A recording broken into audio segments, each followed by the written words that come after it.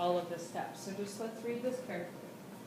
An electron at ground state in the atom is struck by a passing electron having an energy of 9 eV. And the atom's electron absorbs as much of the energy as possible. Determine the kinetic energy of the passing electron after it collides. So the key here is thinking about how much energy can it absorb. So this is a little different. So we have an electron, you know, at ground state. And we have another electron coming along, and it's going to hit it, okay?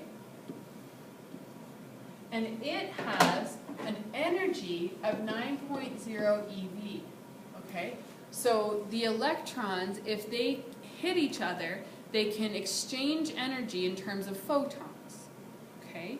So now, if we're still dealing with the same spectrum, okay? So if it started at ground state, that means it's -14. Now, electrons, we have to think about this. They can't like only go up halfway in between each orbital.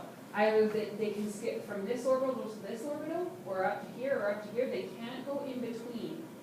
So to go from -14 to -10, how much eV does it need to absorb? 4, okay. Then how much to go up to the next one? Well, from 10 to 7, it needs 3. So if I go from here to here, how much energy would I need to absorb? 4 plus 3 is 7, okay. So now to go up to the next one, 7 plus 2, or I mean 5, because there's 5 in between 7 and 2. So how much to go up to there? 12. Do I have 12 eV available to me? No. So I can only go up as far as like the energy that's available, right? The conservation of energy. So what level can I only go up to? So I can go up to here, because that's only 4. It's like, think about it like you're given $9, and to go up to here it costs $4, and to go up to here it goes $3. So you've spent $7. Can you go any further? No, because to go up to the next level you have to spend 5, and you only have 2 left over. Okay. So that's how, when you're doing these questions, you need to look at the chart and think to yourself, yeah, maybe think about it like money, right? If this has the possibility to spend $9, but it has to spend so much money to go up each level, it can only go a certain length.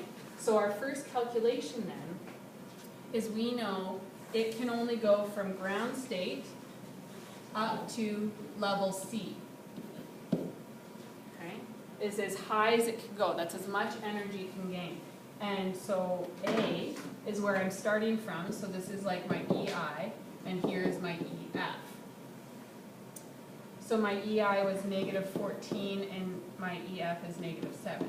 So now I can figure out what's the energy change after this collision. So my delta E is EF minus EI, -14 minus -7. So then my delta E is... Wouldn't it be the other way around? Oh, yes, you're right, thank you. Yeah. -7 minus -14. Yeah. Good. So then my answer is positive 7.0, which makes sense because that means that the energy had to be absorbed. Okay. Okay.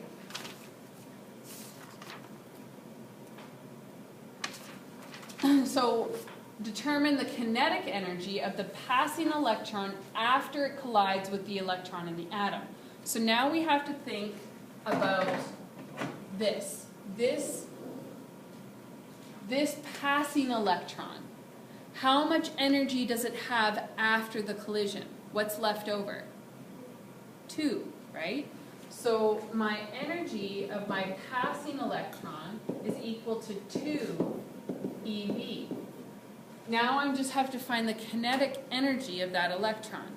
Since I know the mass of an electron, I can go EK equals half mv squared.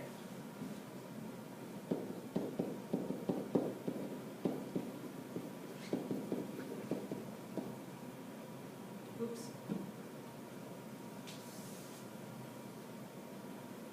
Oh, no, that's all I have to do.